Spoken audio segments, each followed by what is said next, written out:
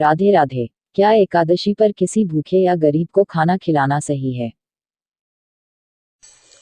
एकादशी को आप धाम में आए हुए थे और किसी भूखे बच्चे ने आपसे कहा मैं भूखा हूँ, आपने उसको रोटी खिला दी। घर पर आप आए तो घर वालों ने कहा कि एकादशी के दिन अन्नदान नहीं करना चाहिए, इससे पाप होता है।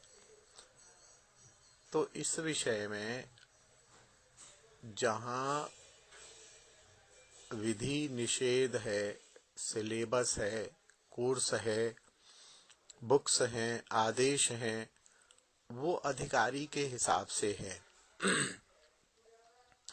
ये निश्चित बात है कि एकादशी के दिन अन्न का दान नहीं करना चाहिए, लेकिन अन्न के दान का आयोजन या इनिशिएटिव नहीं लेना चाहिए। जैसे मैं समझाऊं कि मान लीजिए आज एकादशी है और आज आपकी मैरिज एनिवर्सरी है और आप मैरिज एनिवर्सरी के दिन किसी मंदिर में जाके पूड़ी और आलू और हलवा बांटते हो और बाई चांस आज एकादशी पड़ गई तो आपको वो पूड़ी हलवा नहीं बांटना चाहिए, नहीं तो पाप लगेगा। आप उसको या तो दशमी के दिन बांट दें या एकादशी के दिन बांट दें। या जैसे आपके मन में संकल्प आया कि अरे यार आज तो हमारे पिताजी की तिथि है, आज एक बोरी चावल जो है किसी मंदिर में भिजवा दें, और उस दिन एकादशी हो तो नहीं भिजवाने चाहिए, आपको पाप लगेगा। ऐसे ही कुछ आप प्लान कर रहे हैं और उसमें अन्नदान करना है और उस दिन एकादशी है तो उसको प्लान ना करें। ये जो आपने एक भूखे को रोटी दे दी, ये कोई प्लान नहीं है, ये कोई योजना नहीं है, ये कोई भक्ति का अपराध नहीं है। ये एक भूखा सामने आया, 2 रोटियां आपके टिफिन में थी। अच्छा, क्यों थी टिफिन में आपके? यदि एकादशी थी तो अन्न कहाँ से आया आपके पास? अरे कोई ना कोई होगा ऐसा जो अन्न खाने वाला होगा, या एक दिन की बासी होंगी। एक भूखे को रोटी खिला दी, क्या हानि है इसमें? कोई हानि नहीं है।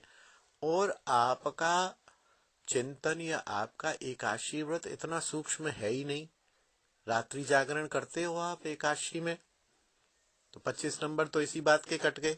यदि एक भूखे को एक रोटी खिला दी तो 2 नंबर कटे केवल। तो क्या चिंता है इस बात की? क्या आप नाम संकीर्तन करते हो? क्या एकादशी के दिन डबल भजन होता है? क्या एकादशी के दिन और दूसरी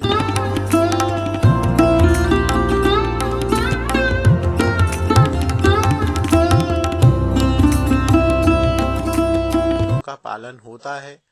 दोपहर में न सोने का पालन होता है? स्त्री पुरुष का परस्पर हंसी मजाक या राग द्वेष होता है, नहीं होता है? तो इसलिए अपने लेवल को हमेशा ध्यान रखें, और जो शास्त्र में आदेश दिए गए हैं वो लेवल के हिसाब से दिए गए हैं। तो हम क्या है कि बच्चे तो हैं दूसरी क्लास के और आदेश पढ़ लेते हैं बीए एमए के, और फिर चकराते हैं कि अरे ये क्या हो गया। कुछ नहीं हुआ, वो तो उन साधुओं के लिए है, उन अपर लेवल के लोगों के लिए हैं बहुत सारे उपदेश। आपके लिए जो उपदेश हैं आप उनको तो केंद्रित करो। पहले एकादशी के दिन निर्जल रहो या एक टाइम खाओ, दूसरा भजन करो, माला नहीं छोड़ो, श्री विग्रह पूजा को करो, वस्त्र आदि से दूर रहो, राग द्वेष को दूर करो, भगवान में भजन में वृत्ति लगाओ।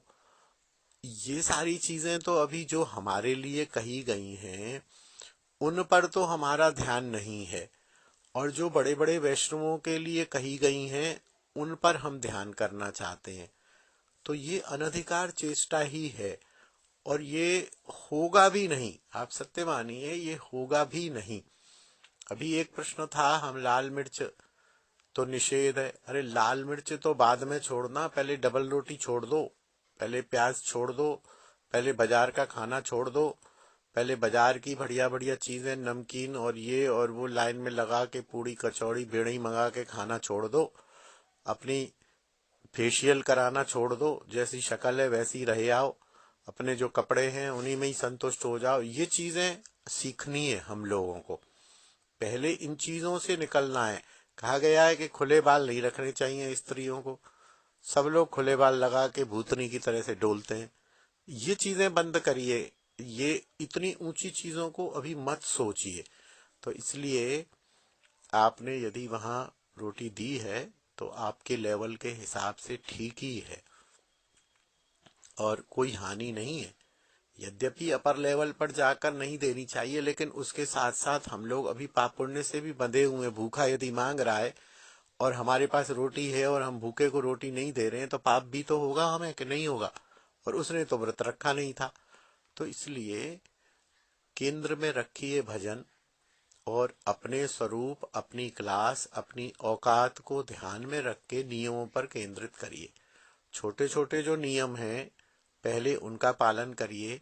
पहले पहली, दूसरी, तीसरी, चौथी क्लास को पास करिए, फिर 8वीं क्लास की बातों को सुनिए। गलत नहीं है, लेकिन अभी हमारी एलिजिबिलिटी नहीं है वहां तक सोचने की। अभी हम पहले ब्रेड खाना बंद करें, पहले बालों को बांध के चलना बंद करें, फेशियल कराना बंद करें, जो साड़ियां, जो कपड़े हमारे पास हैं उन्हीं में पहन के संतुष्ट रहें और बहुत सारे राग द्वेषों से ऊपर निकलें। तब ये इतनी ऊंची बातें तब सोचने की जरूरत है। जय श्री राधे। एकादशी एवं तुलसी जी के बारे में जानकारी करने के लिए वृंदावन से मंगवाइए ब्रज की तुलसी नामक ग्रंथ। संपर्क करें दिए गए नंबर पर।